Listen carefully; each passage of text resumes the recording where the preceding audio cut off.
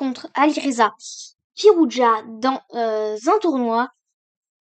Alors moi, de la part d'Alireza, je m'attendais plutôt de un algorithme E4-5 à Ali F3 C6, mais c'est pas ce qui s'est passé. Alors je suis vraiment, euh, je suis vraiment impressionnée. Donc D4, D5, G3. Un coup intéressant, on veut peut-être du fou G2, mais donc il aura pas joué le coup, il aura pas joué le coup C4, puis on prend C4 E5 ou E3, c'est plus solide si vous voulez pas rentrer dans les complications. Euh, donc on l'a vu ça, on l'a vu qu'il attrape la tour, on l'a vu qu'il attrape la tour en A8. Donc il n'a pas voulu rentrer dans ces schémas-là. Donc D5, G3, cavalier F6. Hein. Moi je dis franchement de Alireza, je pense il aurait dû jouer E4, E4. Donc cavalier F6 intéressant. Coup G2, ok. Si ça va en vrai. Ok, cavalier F3. Ok, coup E7, Tiroc, et le coup A3. Alors le coup A3, ça peut paraître bizarre, hein, parce qu'on aurait plus tendance, nous, à jouer un coup comme, je sais pas moi, euh, fou F4, et après E3, cavalier C3. Mais non, en fait, je pense que le coup A6, ce qu'a anticipé Ayereza, c'est le blocus sur cavalier C3 ou fou B4. Donc, ce qui est bizarre dans la position d'Ali Jgiri, son fou en C8 qui n'est pas développé, qui est bloqué par le pion E6. Donc je pense qu'il va jouer tour E8, bouger son fou vers la case D6 et pousser en E5. Je pense que c'est ça son plan. Ok, H6. Donc là, le coup C4 en fait, c'est plus. Vous allez me dire ouais, mais là il récupère. Qu'est-ce qu'on a d'intéressant à jouer? Le truc c'est que le pion C4 il va pas tenir. Hein. Il va pas tenir longtemps. Déjà on va l'attaquer une première fois par cavalier là. Hein. Il peut tenter de défendre mais on prend sa tour hein, donc déjà à rater. Et s'il défend par exemple par un coup, je sais pas moi, il a pas trop de coups on va dire. S'il veut attaquer, pas moi. Il a à peu près rien, quoi, je pense. Il a à peu près rien, donc ouais, c'est c'est donc c'est 6, hein, normal, basique. Cavalier C3 et après là on va développer les pièces. On va se mouvementer avec E5. C'est bizarre qu'il ait pas joué tour E8 parce que là E5 ça m'a l'air un peu faible. Hein. Mais en même temps puisque le cavalier F3 d'Ayareza est parti, prise cavalier prend, puis on prend et les échanges qui commencent à arriver. Il place un fort cavalier en B3. Alors il avait un autre coup que je pense un peu plus que je pense qui moi de ma façon le cavalier qui part en B3 c'est un peu on va dire bizarre. Il aurait pu jouer le coup E4. Euh, le problème de 4 c'est juste pion prend.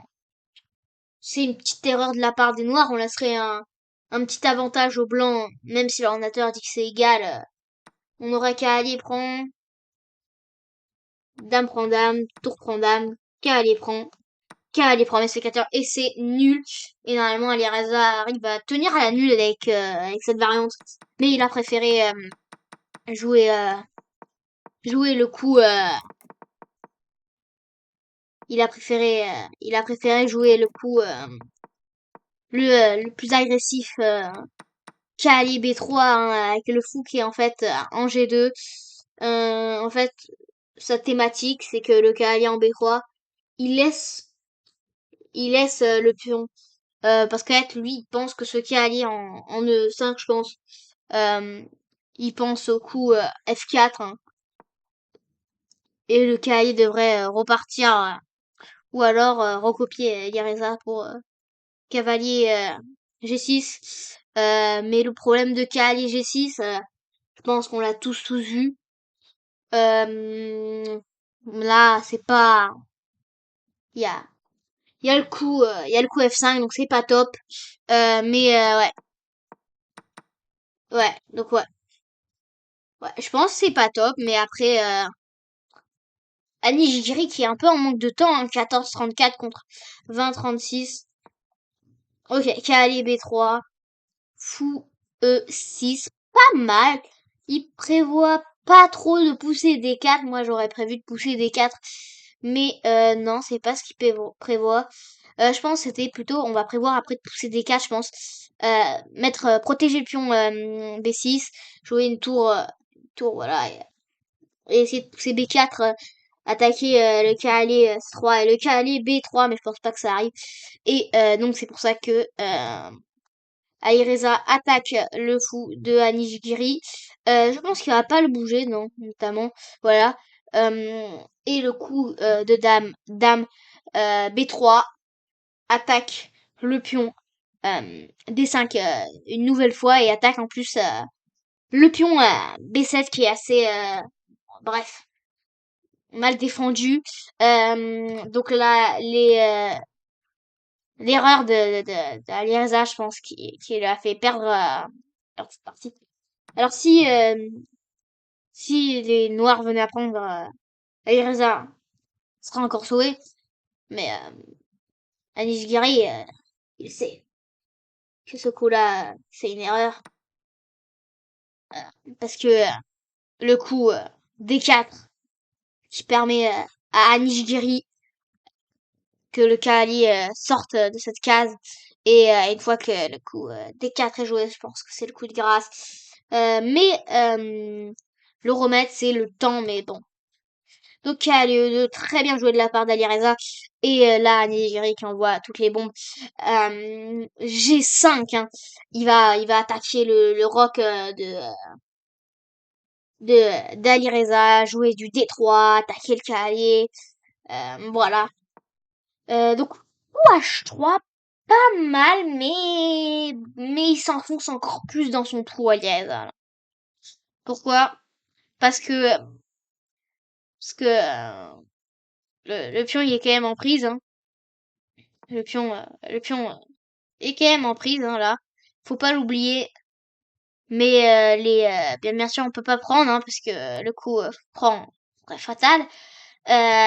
Donc, on peut pas trop prendre pour les noirs, mais donc c'est pour ça que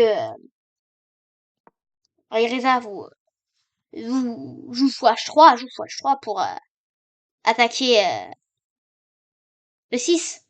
Euh, Roi H8. Et je pense que fou prend pour Ireza, ça aurait marché. Alors, bien sûr, là, Ireza, il a pas de ressources, on va dire. Il retourne son fou en G2, mais là, il n'y a plus d'attaque.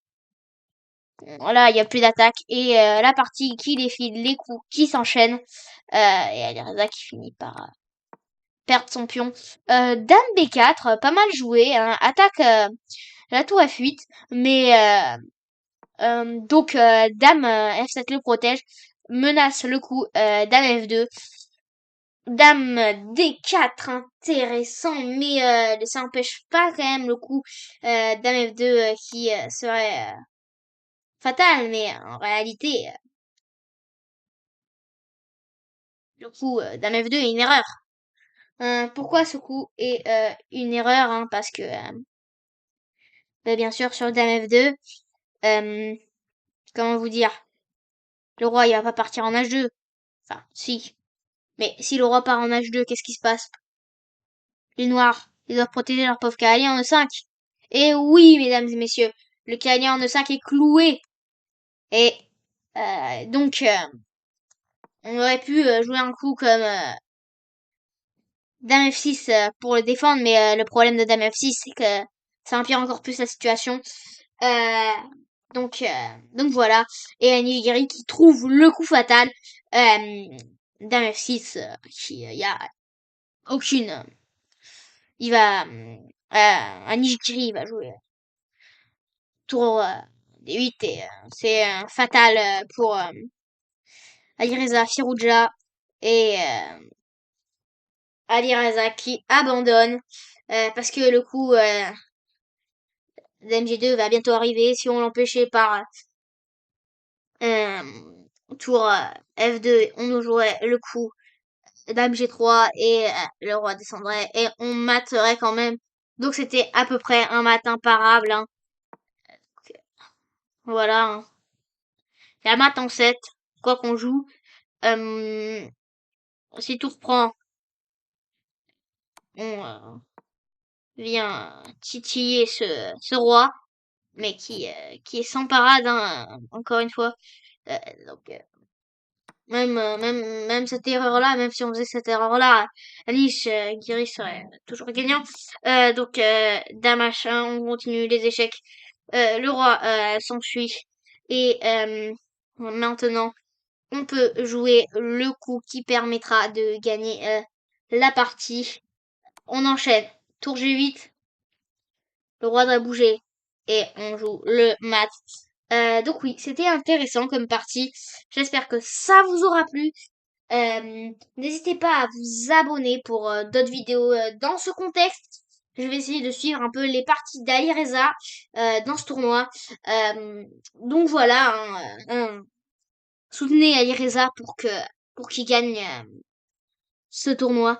Je pense que Ali Reza aurait pu mieux jouer quand même contre Ali Giri.